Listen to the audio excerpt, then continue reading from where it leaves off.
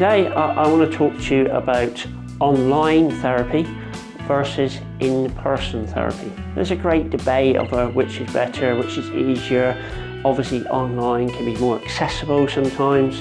It can be easier for the individual because they don't have to leave home, or they can do it in a more convenient place. There's a lot to be said for the benefits of actually sitting in a room with a trained therapist and engaging in that way. It is my belief, and it's only my opinion, that in person I feel is a better and more constructive way of managing your mental health and well-being. I understand if you haven't got the availability or the option of doing that, online's a great alternative. But please be mindful and make sure you do all the relevant checks and safety checks involved in looking at that therapist and looking at their training.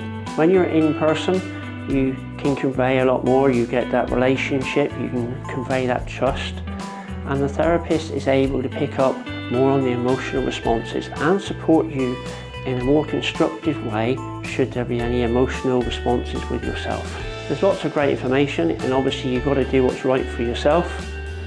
Like I said, my recommendation is always going to be try in person, but obviously I know that there's lots of people out there who get benefit from an online therapist.